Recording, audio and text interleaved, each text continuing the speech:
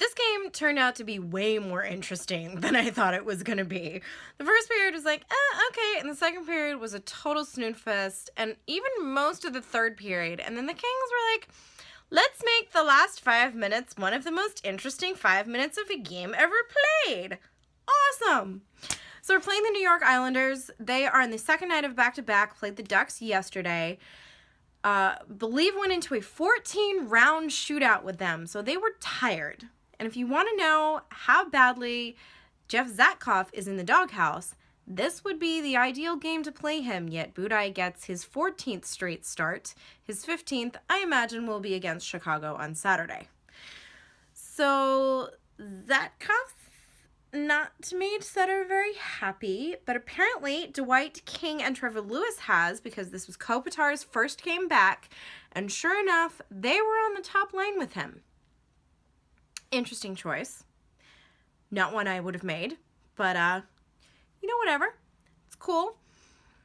So that 70s line was doing beautiful, beautiful things all game. I mean, if you don't like them, I don't get why you're a Kings fan. They're just lovely to watch. They were setting up some great plays. The Kings, of course, take a penalty like 5 minutes into it. It's Nick Shore, and we kill that pretty easily. In fact, they don't even have a shot on goal for maybe the first 5 minutes at least, because it was after the power play that the Islanders got their first shot.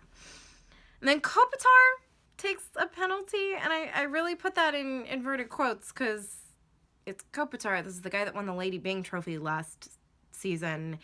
And when you look back at the replay, which unfortunately I don't have on video, but it was like he was doing a thing with his stick that he's supposed to do, trying to get the puck. You see guys wave their stick like this all the time, and the Islanders guy happened to fall, despite Kopitar's stick never actually hitting him or touching him in any way. He gets called for tripping. So whatever. A couple of penalty kills, which the Kings thankfully are very, very good at.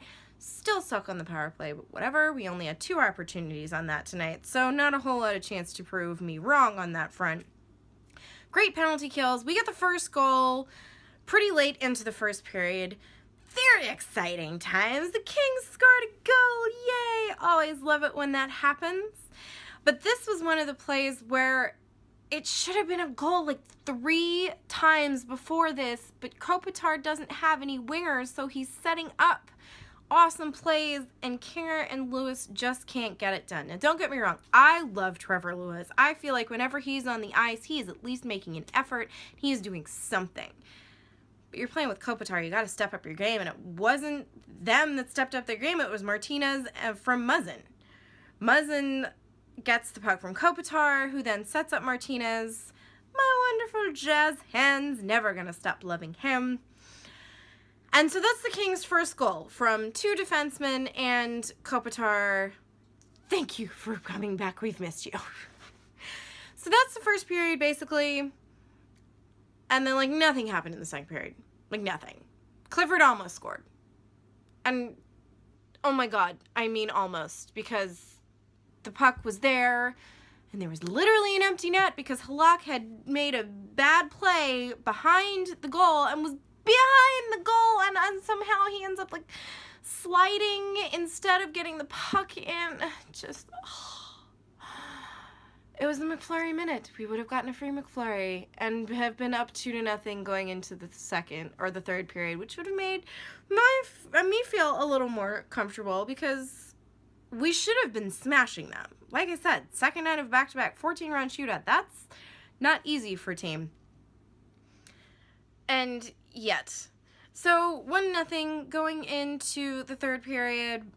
We didn't really stop playing because we weren't really playing great in the first place. We definitely were not bringing our A game, and they got a couple of really good chances, including one that I was tearing my hair out at Boulay. I'm like, oh my God, how do you let that happen? How? It's fine. Stronger winds prevail, except they are definitely getting more of the chances than the Kings are, and it's just a matter of time before it's a tied game. Oh, and sure enough, they tied the game. It wasn't even, you could see it coming from a mile away. There's a scramble at the net, Budaj goes down, can't cover the rebound, and so then the second or third attempt goes underneath his legs, really underneath him because he's all the way down, and there you go. Tied game halfway through the second or the third period, and it's kind of looking a little iffy, actually. For a game where we've been leading for this long, it really shouldn't be coming down to the last 5 minutes of the game and potentially not winning at that point. And then we get our second power play of the game. Now, technically, this goal happens 1 second after the power play ends, so it is not credited as a power play goal. But it's close enough for all intents and purposes because with 1 second, the guy's not out of the box long enough to make a contribution to the play. And so everything the Kings have set up have been set up on the power play. So it's Derek Forbort. Sets up Dwight King. Waits, and he doesn't wait and it gets on the power play, but, maybe if he doesn't wait that long, it doesn't get through because he waits for the traffic, and clear shot, straight past Halak, gorgeous. Gorgeous goal. 25 seconds after that, Dwight King gets 2 in a row. Trevor Lewis was the first assist, so he's the one that's behind the net and manages to get the puck up and around, and Dwight King is the one that gets it past Halak, who's kind of overbalanced and trying to see the puck behind, and he's not really steady on his skates to be in a position to stop it. And so that's 2 goals in 25 seconds. And we've got maybe 2 minutes remaining in the game. So they pull Halak, and then Muzzin, unassisted, gets the third Kings goal in 44 seconds. I'm pretty sure that's a record. And while, yes, the last one was an empty net, so that's not a record for any goalie or anything, it doesn't matter. It's 3 goals in 44 seconds, and suddenly the Kings are at 4-1, and you're thinking, there's no way that the Islanders come back from that. Well, they try, and they get another goal immediately following the empty net.